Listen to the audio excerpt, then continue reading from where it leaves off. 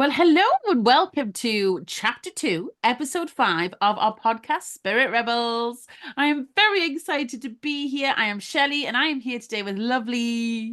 Helen. Yay, you were I was a bit singing lower there. this week because I've Was got a bit of a Helen. yeah, I've got a bit of a husky throat thing, so it wasn't quite a singing, Helen. Sexy and seductive. Helen. Well, I'm not sure about the sexy bit, but always, darling, always. And so today's episode is going to be all about the topic of change. Now, change is a massive topic to talk about. But before we dive into our podcast, the juicy bits, we're going to have a little catch up if you'd like to join us. So how have you been this week, listeners? Have you had a good time? Have you been out in the storms? Have you been prepping for Christmas? Are you stressed? Are you relaxed and chilled? How are you doing? We want to know. Message us, email us, drop us the little note in the comments. Tell us how you are because we care, don't we? We do. We care. we love it when we get comments. Yeah. We'd love to know how you all are, be Yeah. it from the mundane to the absolutely exhilarating. We Oh, want to know it all. exhilarating. I Yeah, love that I think that was word. a good word for this time of the day, wasn't it? Just to kind of put some background information there for our listeners, we are recording a little earlier on a Sunday morning than is normal because I have plans this afternoon. We are on a D&D campaign this afternoon, Dungeons and Dragons campaign this afternoon. So I have insisted that I've dragged poor Helen up out of her bed to record super early. So it is a little early for us today, isn't it? Yeah. I mean, I've rolled in to record, guys. If you could see me, thank God this isn't a filmed one because my hair is literally hanging off my head. I'm in my pajamas. I've got a husky voice. I mean, honestly, I look a state. She But I glows don't care. as always. She is glowing as always. I look horrendous when I just roll out of bed. Anyway, how's your week been, my love? Wow, it's been lovely, thank you. Apart from obviously this storm, whenever we have these storms, they cause me stress because I travel to work over an hour away, so I'm between counties, and what it could be doing in one county versus the other can be very different. And then we had well, I've got quite a few teams, but we had a works Christmas party out on Friday, which was lovely. But obviously, that was the night that the blooming government messages were going off on everybody's phone about the storms. And I Oh, was like, right. so I was originally going to have a drink and stay at a friend's house. So in the end, I decided to not drink, drive home. So it was a lovely evening, but it just meant I had to leave a bit earlier than I planned and stuff like that. But I got home safely. And then yesterday, being Saturday, just had a really nice lazy day, got Lily back from her dad's, and basically I started wrapping Christmas presents and Ooh, stuff like that. So I feel like I'm getting closer now to being yeah. organized and sorted. How about That is you? good. I'm good. I'm good. I'm starting. See, I do this thing, so I don't really take much time off through the year, simply because like with the monthly witch schools and everything else. But Christmas is the one time I proper shut down for 2 weeks. But every year, I don't know if you're like this, if you have time off, it takes me about 4 days to actually get into like off mode. Do you know what I mean? I'm like my Yeah, head's I still do. all tangled up. So I've been determined to do the witch schools for December, to do my clients and my groups and stuff, and just kind of trying to do the minimum. Now, everybody knows what I'm like because when I do that, my head gets filled with new ideas, and I'm like, oh, I want to launch this, and oh, I've got to write this, and I'm like, no, no, that could wait till 2025. Just take some time, just chill. So I'm trying to give myself an easier December so that when I hit the Christmas holidays, I am actually in relaxation mode. As best as you can be when you're preparing Christmas for, your family.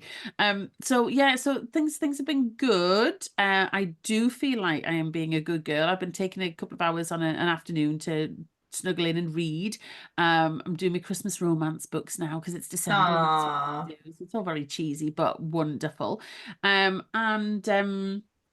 Yeah, I something weird happened to me yesterday, though. Can I tell you Oh about yeah, my? yeah. Tell me. I love Well, stuff like this. well, mind you, if any of my customers had said, "Oh, something weird happened," I'd say, "Hey, it's not weird. It is wonderful." So something wonderful happened to me yesterday. So, in my office, I have a little set of wooden, like little wooden drawers, IKEA ones, and I keep stuff in there that is important, but maybe I'm not using at the moment, if that makes Mm. any sense. Now, gosh, go back about, it'll be about 3 years ago now, I think. I had a client come in to see me in Hexham when I was doing my hands-on one-to-one treatments. And she was in a very toxic and stressful situation. And it was like her children were involved, there was an ex-partner, it was a messy, sticky, unpleasant, horrible situation. And I was doing a massage and some Reiki for her. And I suggested that we did a Reiki set right, which is where we write. It's almost like using affirmations with Reiki symbols and Reiki energy to set a situation right. Does that make sense? Yeah. Yeah, yeah, it makes sense totally. So we did that. And I used an A4 bit of paper. We wrote down on it what the things that she wanted in the positive, what she wanted to happen, covered it in Reiki symbols, stuck it under her pillow on the massage bed when she was having a treatment so that the energy all like flowed into her and into that. And it all came right. It all came really, really right. Everything was great. The outcome, like very quickly, I think it was a matter of hours, the outcome turned around in her favor and everything went like it was amazing. She was like over the moon. Everything was great. Now I've not seen her. And bear in mind, I've had Hexham shut now for I think it's 2 years or three. Anyway, at least 2 years. And I've not seen her in all that time. And this last night I came up to bed. Now I always poke my head in the office to make sure none of the laptops have switched themselves back on or lights Mm. are on or electrics plugged in, whatever. And on my desk, on my laptop, was the set right bit of paper How from did it all get that time there? ago that I normally keep. And I keep this because I keep a lot of stuff like that. Stuff I don't want to throw it out because it's a magic item, if that makes sense. I Mm. don't want to just bin it. It's important and it did good magic. And I've never wanted to just burn it or let it go. So I keep stuff like that for people in these little wooden drawers. And I have not been in the wooden drawers or anything else. And I came up last night at bedtime to just check the office and this bit of paper covered in oil because she was having a massage and it was just covered in oil, was sat on my laptop keyboard. And I was like, what the bloody hell? And I looked at Paul, who was stood beside me. I went, have you been in my little drawers? And he was like, no. I was like, where's this bit of paper come from? And he was like, I don't know. No idea why. I was like, because it's appeared on my laptop keyboard from nowhere, and I don't know why it is there. So I have a feeling that this lady might be needing me, so I'm going to get in touch with her today and see what's going on. Because normally, when things like this happen, it's the universe's way of saying, someone needs you, this person, you need to think about it, you need to get in touch, something's happening. So I don't know what's going on with that, but I shall update Wow. everybody next time when we get together next time, and I will let everyone know what the situation is because it just I'm going to wasn't make a note of random. that because Yeah, otherwise we'll forget, we shells. will. You know what we're like. You know what we're like. So yeah, that's a bit bizarre. But you know what? In my world, especially at the moment, the guidance that's been coming through has been, well, as you say, if you read my newsletter this week, you can see this is how guidance works. It's all those little nudges to get you to do things or contact someone or go somewhere. So I'm going to follow it. I'm going to be a good girl and do as I'm told, and I will follow it and get in touch with her and see what's Well, I what. hope she's okay. I hope the situation's improved and that actually it might be that she's got good news to tell you and Well, that it's hopefully, that would be the ideal outcome, wouldn't it? So yeah, it let's would. hope it's that. But Yeah, how amazing, isn't it, that these things just come to us. Like I was saying to you before we started recording, you know how last week I said I keep seeing 555s. Well, it's yes, continued. yeah. There's more 555s coming up. So definitely there is a message in there that the angels or universe want me to see that these 555s aren't leaving. So and I think ironically 555 is connected to change. I think it's about change, which is our episode today. So Oh, maybe it was a case of just steering me up until this episode. Let's see if the 555 stop. perhaps. So, Well, as I say, when we like something, we get more of it because that's how the universe works. Because when you see a 555, you'll get excited and then your vibrations rise. And then the universe hears that raise in vibrations and goes, oh, she likes that. We'll send her more. So I think, all these different numbers and stuff, they do have meanings and everything. But for me, it's more about the fact that it's like the universe going, I got you, whatever's going on, I'm looking after you, you're not alone, we are here together, I will yeah. support you. I don't know what voice the universe would have. I mean, probably not that one. What voice do you think the universe would have? I don't know, it really bugs me, but I feel like the voice of the universe is a blooming man. So I feel like it's a male voice, which does Mm, bug me a bit because what about us women? But yeah. I don't know. That's just me personally. Well, no, because that's just like that's literally, hundreds, potentially thousands of years of religious conditioning coming into Mm, play there. Um, probably, yeah. but I don't know. Morgan Freeman, that's the usual one, isn't it? Oh yes, yes. He has got a nice voice though, so He does have a yeah, nice voice. He does have a yeah. nice voice. Um, but yeah, it could be, or we could make some sort of like combination of a voice that's like masculine and feminine that kind Mm. of talk together at the same time. If it Um, was going to be a woman though, who would it be? Whose voice do you think it would be like? hmm. Let's think of a good woman. Well, it's Alanis Morissette in the movie Dogma, isn't it? She's God. Oh gosh. Do you remember her songs were so big, but we don't really hear Yeah. much of Alanis Morissette No, you anymore. don't. You don't. No. Helen, I know this might sound a bit weird, but I think I'd make a good voice of the universe. I I think think you would, Shells. I totally echo that. Hi, good morning, sunshine. This is the universe speaking. I'm here to get you up out of bed. Let's do this. I do that, sometimes, some mornings, if I've got the spoons, I'll come downstairs and it drives the kids mad. We'll go get in the car and I'm like, right, it is Tuesday. We are going to do this. We are going to bring the best Tuesday ever. And they're looking at me and they're going, Mom, Tuesday's shit. What are you doing? Ugh, Love I've it. got Spanish and PE. Ugh. Oh dear, I love it. I love it.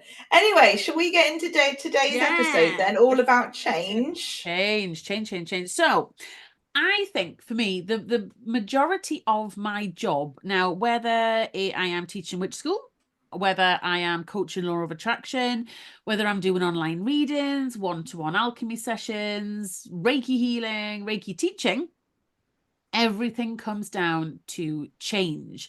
Because the reason that we want to be more connected, whether it's on a spiritual level or for manifestation or whatever, or healing, is so that we can bring change into our life. I mean, that's why we do spells, to change something. That's why we bring in healing, to change something. And even if it's just our mindset or just our mindset, she says, or even if it's just to have a bit of an experience with the angels or the universe or the goddess, everything we do is to bring about positive change.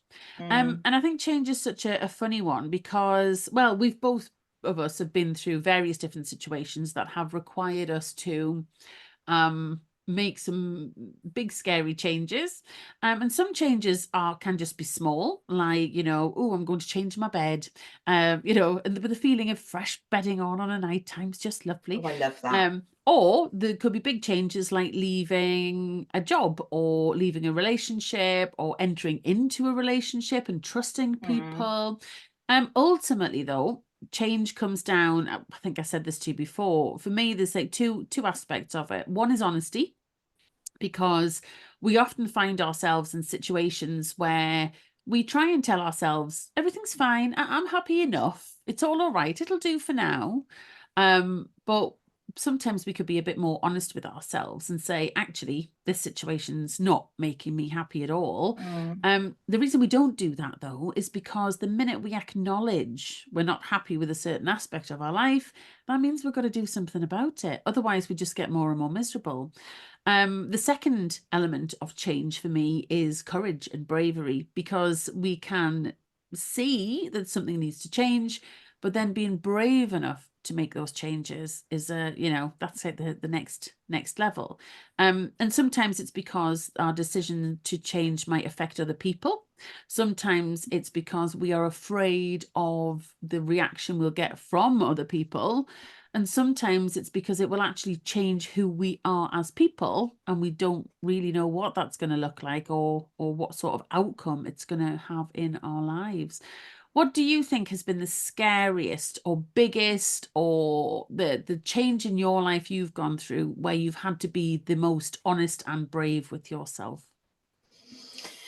Oh, well, there's been a few. I mean, obviously, when I was younger, I did a lot of moving around the UK, with partly with jobs, but so when I got together with my now ex-husband, for example, a decision had to be made where I got offered what I would say was at the time going to be a dream job, working in fashion, and that was in Macclesfield.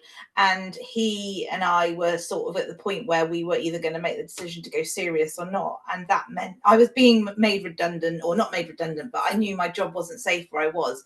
So excuse me, I just have to cough because of this chest thing. Sorry, listeners. And so I had to make the decision basically to either go up with him, and it was really quite soon in our relationship for that, and move up there, or take the job. So that was a big thing. And I chose love. Of course, I would choose love. Anybody listening tweets would know that I'm this hopeless romantic. So I choose love. So that was a big change because I had not taken that job that I think would have led me a different path in my life had I taken it.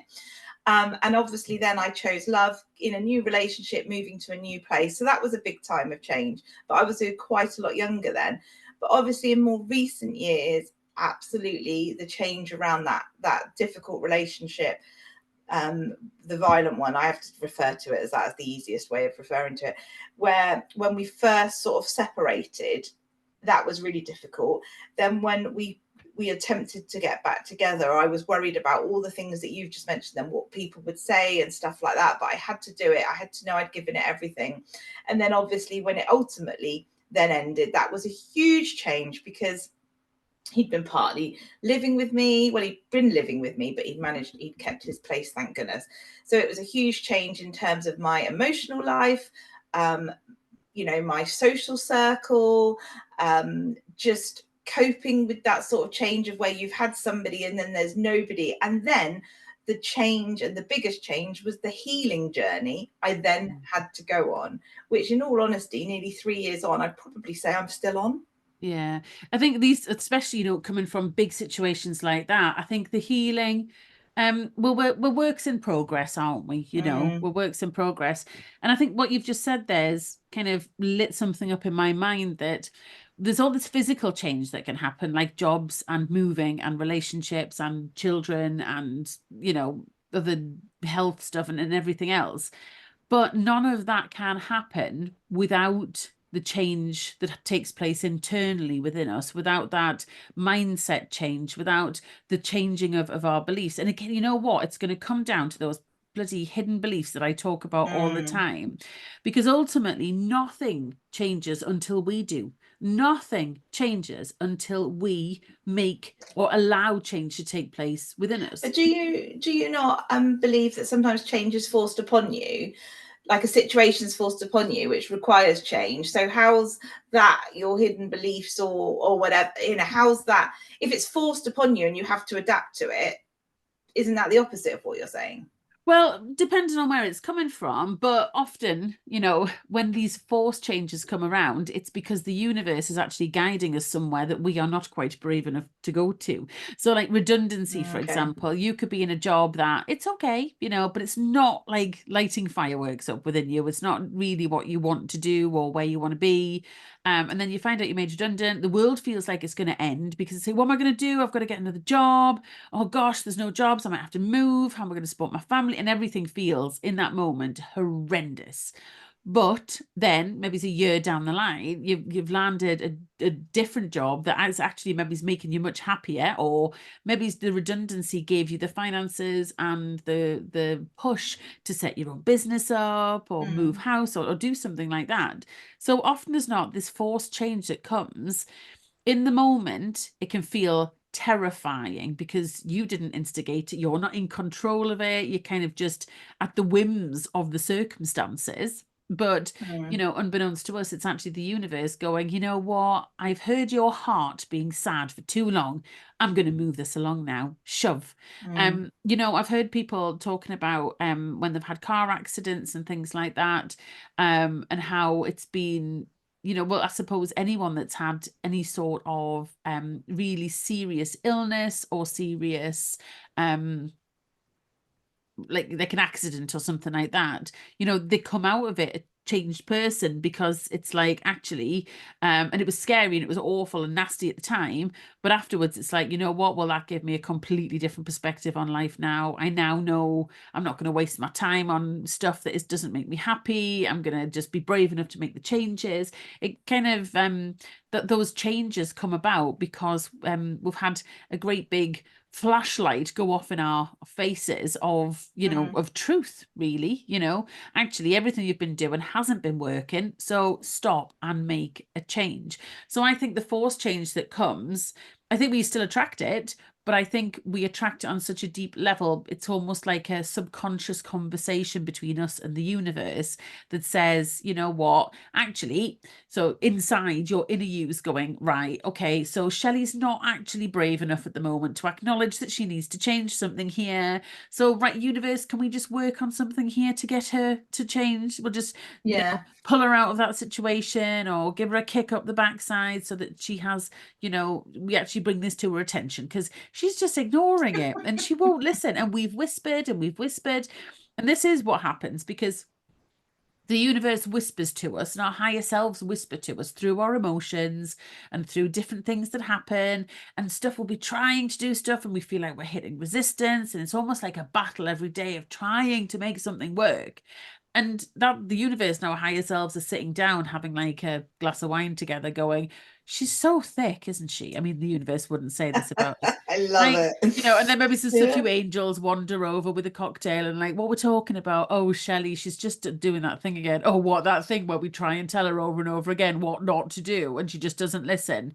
Yeah. And I bet she's sitting there crying, going, universe, help me, give me some guidance. And we are giving her guidance, but she's just not seeing it. Bloody woman. So we're going to have to intervene. Oh, really? What are you going to do? Oh, well, we thought we'd do this, or we thought we'd do that, or, Yeah, I we'll love give it. it, we'll give her like a pooliness, or we'll take away this from her, and then maybe she'll open her eyes and realize that she's got to make some changes. And then it happens, and I'm sitting there going, oh, it's awful. And the universe is like, it's fine, just go with it. You'll see, it'll be Yeah. brilliant.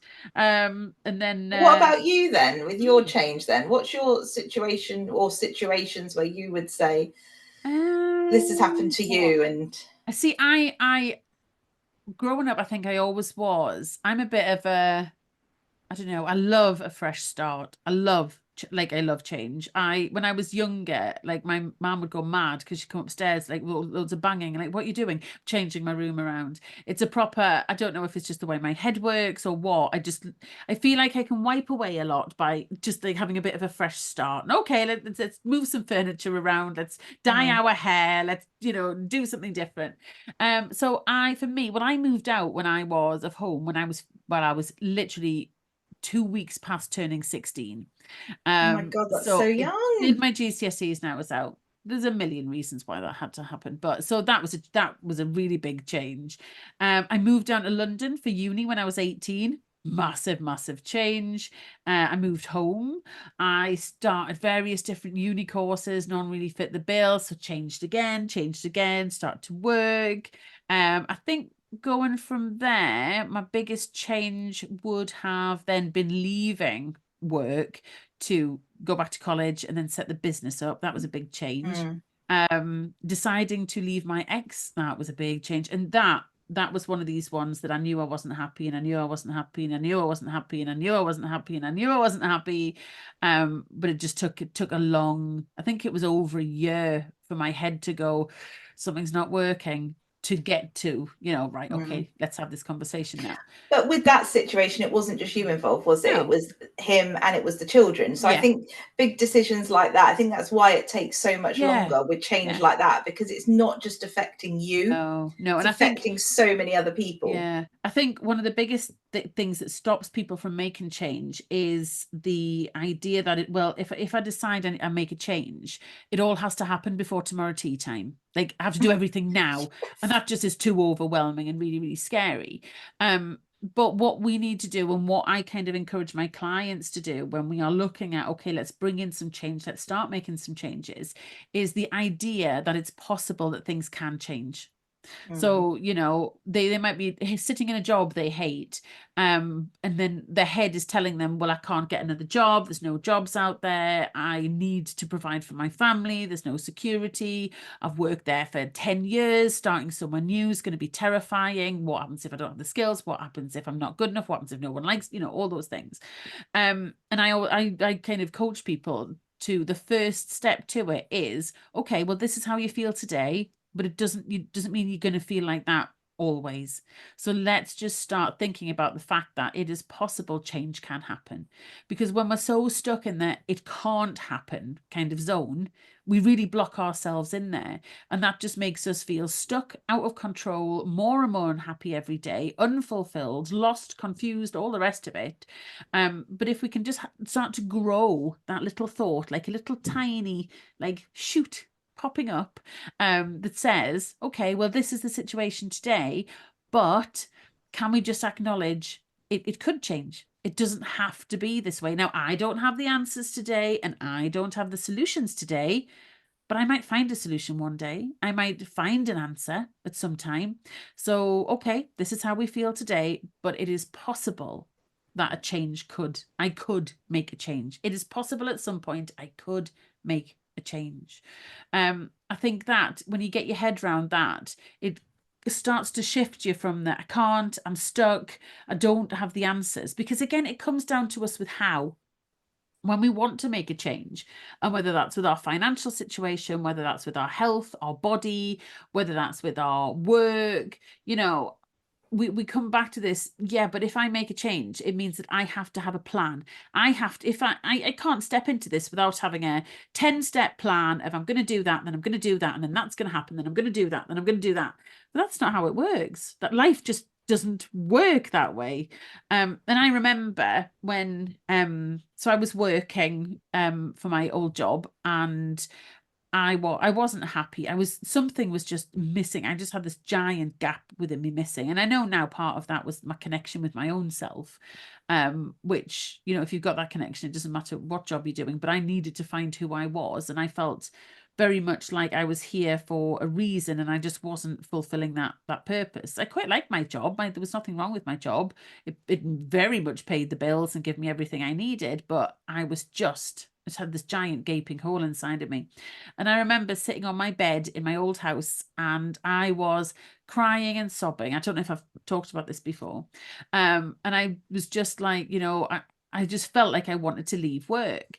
And everything inside of me was pulling, leave work, go, you know, go to college, do, you know, go and do holistics, do something that you really, really want to do.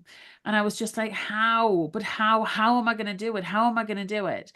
And I remember it so clearly because I had our bright yellow bedding set on, and the lovely bright yellow color. And I was just sat there crying and crying, asking, how can I do this? How can I make this happen? And just this voice, and I swear to God, it is, even to this day, it's one of the clearest kind of communications I've ever had. And it was just this voice that came in. It said, Shelley, the how is none of your business.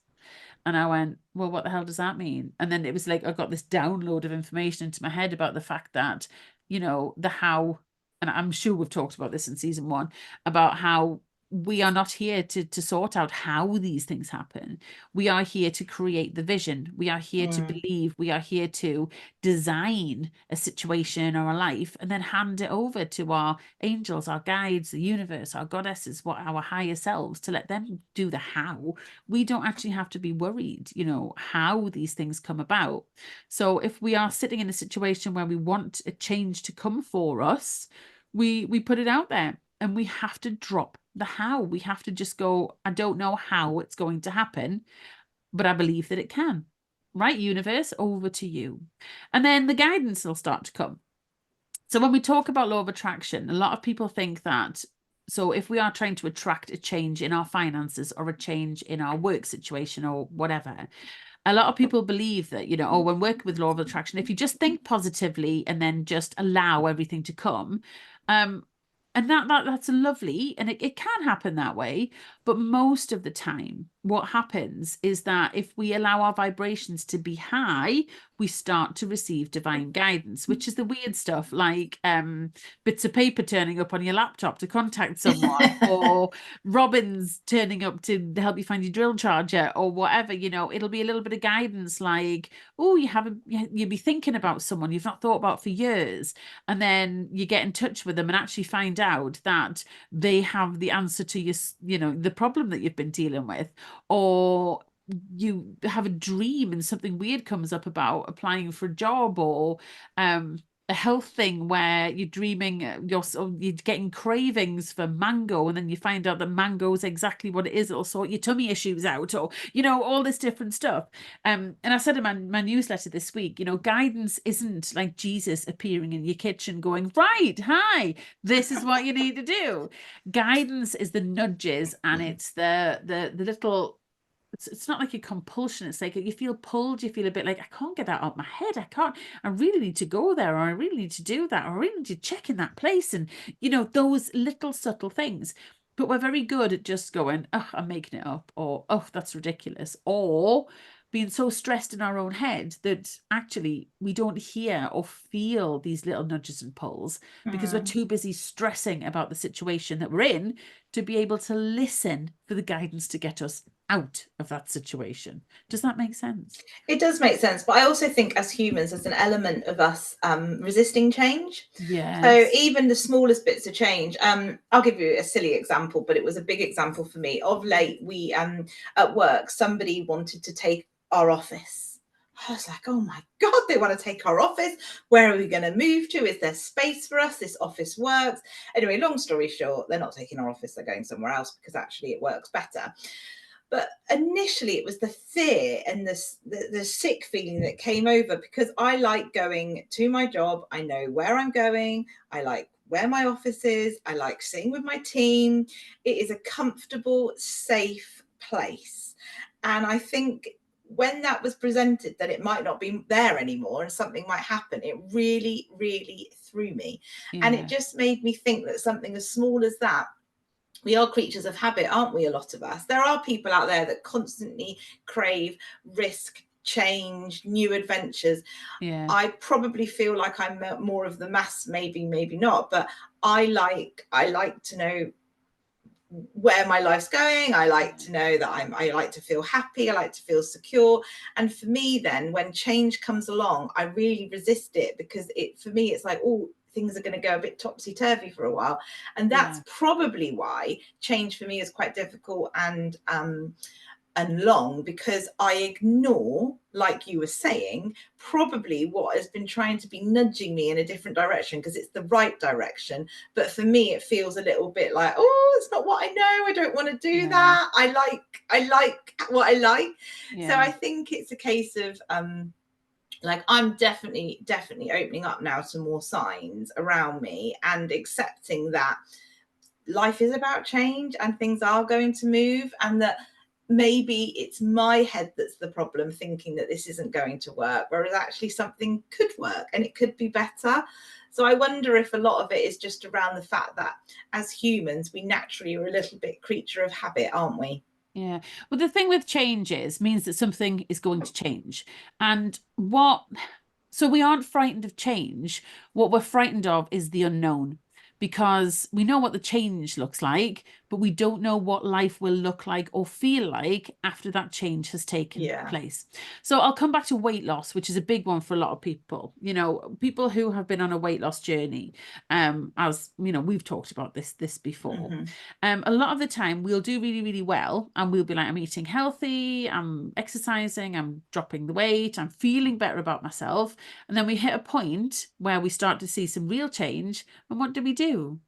we screw it up. We Yeah. go, oh, we fall off the wagon. We let ourselves, sit down and devour an entire chocolate cake or whatever it might be, and then it's say, oh well, what's the point now? Did it? We self-sabotage. We stop ourselves from moving forward with it, and it's because when we look and we go, okay, well, I'm seeing real change. So this is actually working now. So I am turning into the physical version of the person that I want to be.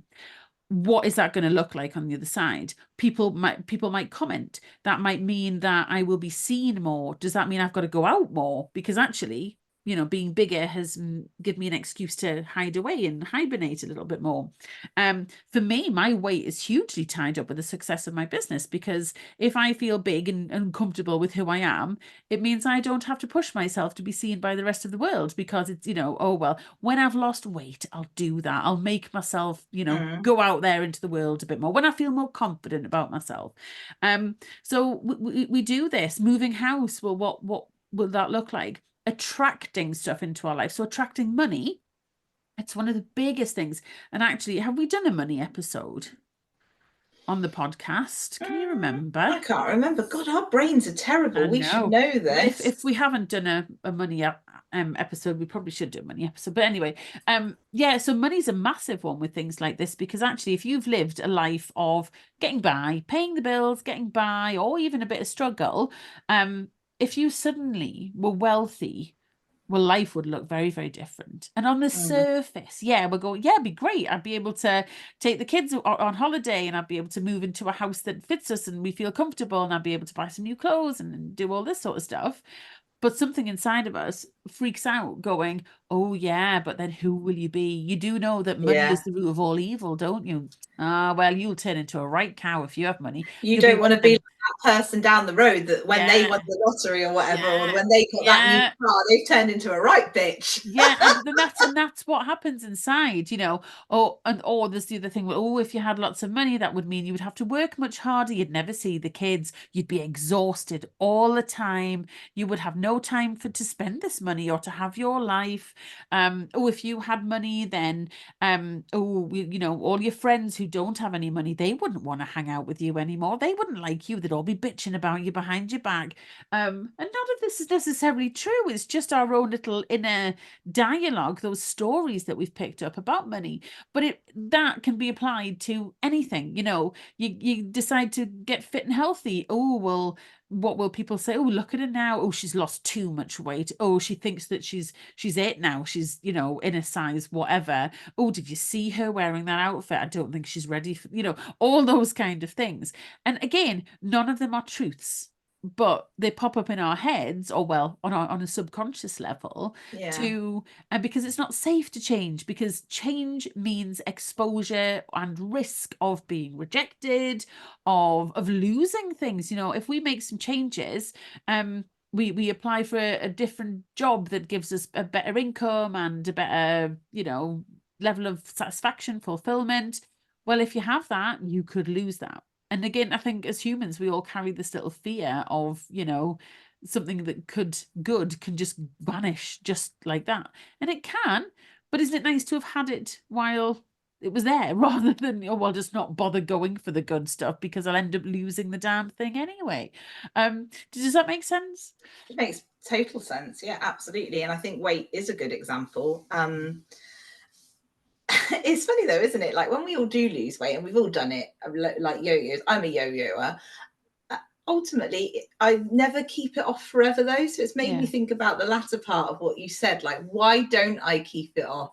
So what is it that is there something in me that is resisting that and thinking I need to go back to how I was? So I Yeah. might take that away and think about that actually. It's Because funny. One of the biggest questions, and this is something I work with my one-to-one clients a lot, and I'll do it to myself. I'll do it to Paul. When something's not happening the way we want it to, whether it's manifesting something physical, whether it's making a change, whatever, the best question to come back to is, how is this situation serving me? So if I am feeling, if we have an illness or we have a struggle, how is this situation actually serving me? And we can look and we can go, well, it's not serving me at all, because actually it's shit and I don't like it.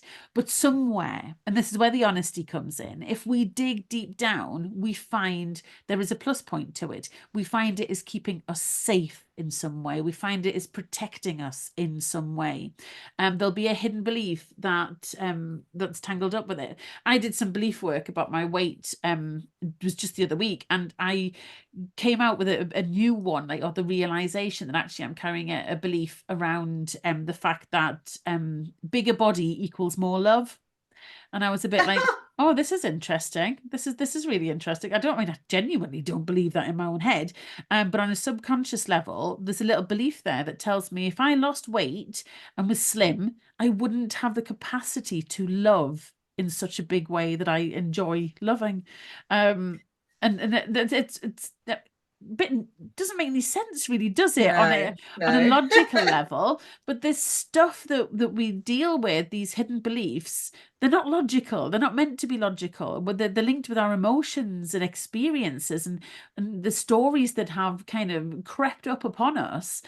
So I've been doing lots of work with that belief this week about the fact that, love is irrelevant to size. It has nothing to do with size, no matter how big, small, or whatever shape you are, a person can love. It's to do with the size of your heart, not the size. When I say heart, I mean energetic heart, Yeah, not yeah. not the size of your backside. But it's there, and now I'm aware of it. I can feel it. I'm looking at it, going, well, I didn't know I believed that.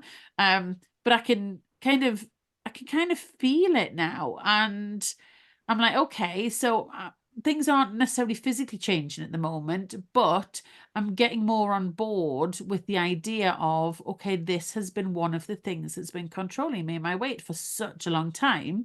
The fear that if I was slim, I wouldn't be able to love in the way that I do. And it's these hidden beliefs that we have. There are no other people can see or feel our hidden beliefs, so we could talk about them and they'll go, what, that's ridiculous. I was doing some forgiveness work around finances and money and things and my beliefs, and I came up with a belief that I am not clean enough to be wealthy. What's What? cleanliness? I mean, I shower every day, but I'm on about like the house and stuff like that, because you see, the stereotypical, excuse me, view of like a big wealthy person's house is it's all sparkly and clean, isn't it? And it's all like clear Hmm. and everything. So something in my head has picked this idea up that wealthy people are just absolutely pristine clean. And because I'm not, because my house is covered in dog hair and I've got, bloody hell, I walked up the stairs before and saw 5 little fingerprints of chocolate spread on the bloody wall. It's That so is a house. Sorry, that was me just my nails just tap. If you heard that, just tap the desk. But that's a house of love. That's your well, children. it That's your like is. little messy, scroats that they like. Yeah. Lily's, I tell you all the time, she does terrible things like that. But actually, when I look at it then with a different angle, I'm like, oh, it's a house of Yeah. love.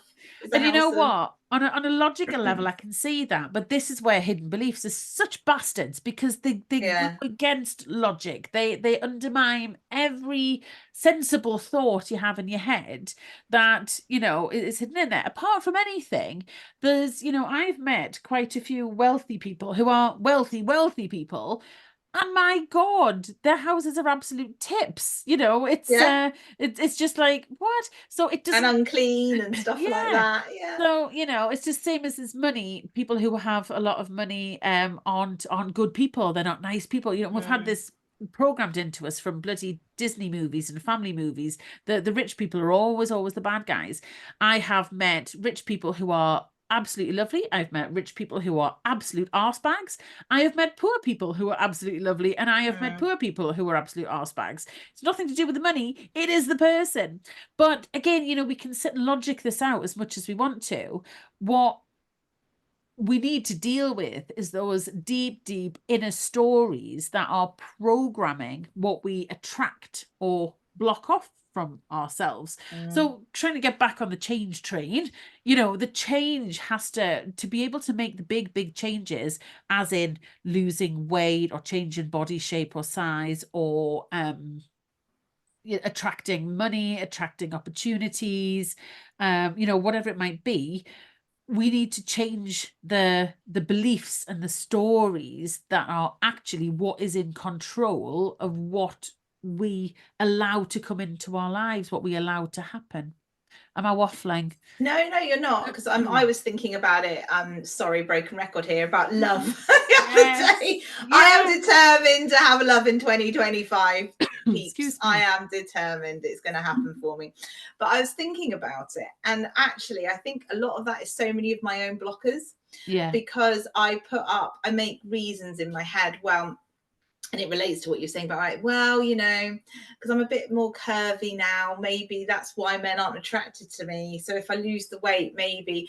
But actually, I think it just comes down to, and ultimately, when I've just lost that little bit of self-love, and I need to get that back. I need to get my mojo back, find my confidence. And then I think at that point, when I'm loving myself again, is when the universe will go, now it's time. Now Yeah. you're in a better place. Now you are seeing you for you, the value that you bring into this world. Therefore, we think now you're ready to have somebody that you can share that with. And it's taking me a while to get there. And also, I'm really, really, really not good with patience. Yeah. And I think that's another thing that the angels keep trying to show me is patience, patience, patience.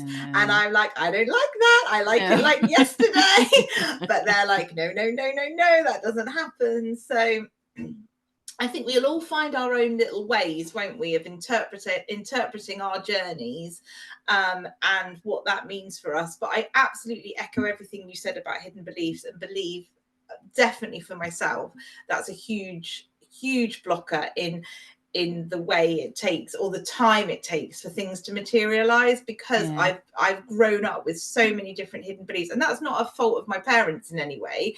I think it's just naturally, and I worry, I sit back and think, God, am I doing that with Lily? Am I planting thoughts in her head that when she's older she'll take it? I just don't. I think it's because there's no rule book, is there, as No. parents? And No. naturally we're all brought up by our parents, and therefore we learn from them and stuff like that. So it's definitely not a blame at all for parents out there, all my Well, parents. parents are carrying their parents, and their Yes, grandparents are carrying their parents. yes, It goes back like to the beginning of time, the beginning of humanity. So yeah, no, it's not about blame, but as the world shifts and changes energy wise, and we change as a planet, we start to change our values and see what's important, and see, go back a handful of years and it was perfectly all right to smack your kid, to beat up your wife, it wasn't actually that long ago. It was legal, and it probably is still legal somewhere, that you could rape your wife, and that was absolutely fine. yeah. That is not absolutely Terrifying, fine. isn't it? That it Yeah. used to be like that. But Yeah, but we are changing. And as we start to wake up to see that actually there's better ways of doing things, that, yeah, we're, raping people's not good. We shouldn't be doing that on a regular basis, or on any basis at all. Then, it's almost like a very gentle diluting of these beliefs over generation after generation after generation. So there'll be a little bit less in our kids, and there'll be a little bit less in their kids.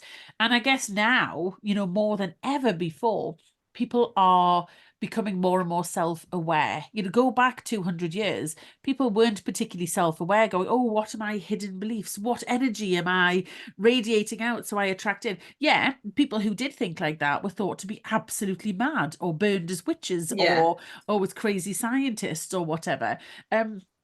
Or even into the religious fanatic kind of zone.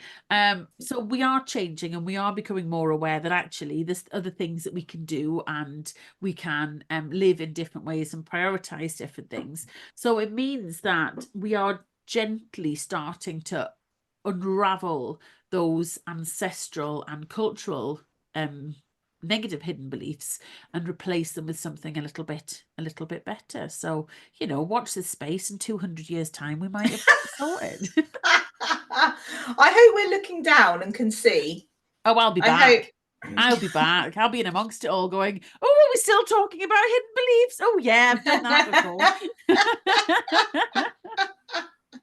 Well, don't we have an episode on past lives? Actually, yeah, I think it's Yeah. our first one of chapter 3 that we've planned. So that will be an interesting one, because you Yeah. firmly, firmly believe in that. Well, that's how you believe we've met in our, Yeah. you were like, we've been together in a past life. So I'm quite excited for that. But Yeah, I can't wait. I can't wait. We could even do a little past life regression thing with you live on Oh on my the God. on the recording thing. Yeah. Well, you know I'm up for it because I Yeah. love all this stuff. But oh well, I mean, that is firmly brought us to the end of our It has, conversation, yes, really, we've in got that, terms of definitely, yeah.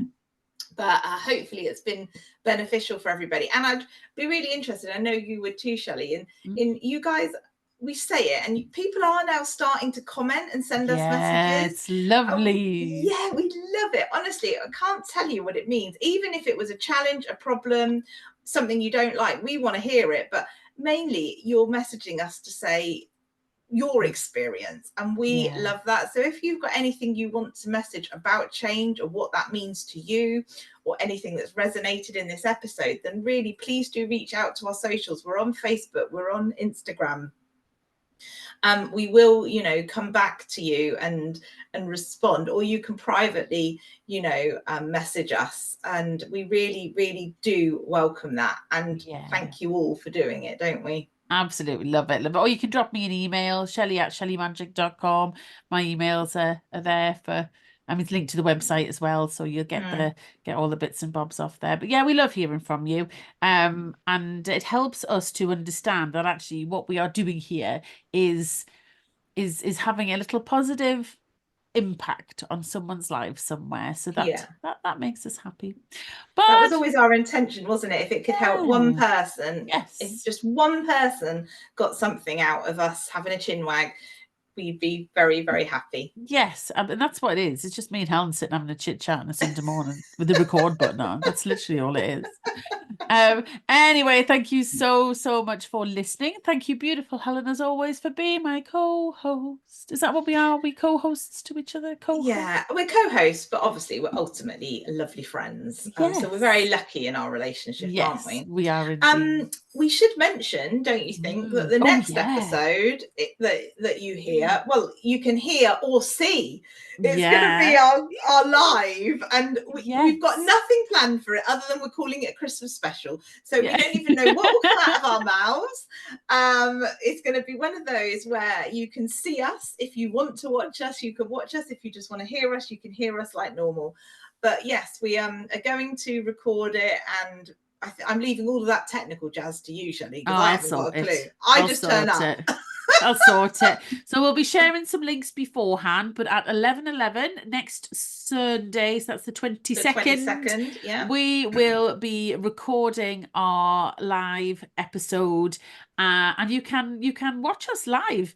And yeah, so we'll get some links shared before that, and then we'll see you there. I'm excited for it. I love doing live stuff. I'm scared. I'm not scared about the live bit. It's like people will actually see me. Yes, of course. It'll be brilliant. It'll be absolutely brilliant. So it'll be the day after the winter solstice. So we'll all be in lovely winter solstice vibes, and that'll make me very, very happy. And it'll be 2 days before Christmas Eve or Christmas Day. So we'll all be very Christmassy as well. So yeah, it'll be fab. It'll be fab. It'll be fab. And I'll have broken up from work, so I'll be in holiday mode. You all have broken up from work, so you'll be in holiday mode. It's like whoop whoop. Oh, ticking all the boxes. Yeah.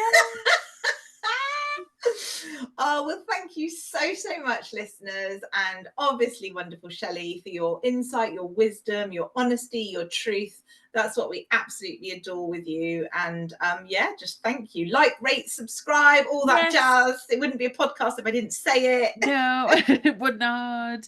And we look forward to seeing you for our live episode next Sunday. Take care and have a wonderful week, listeners. We love you all. Bye. Bye.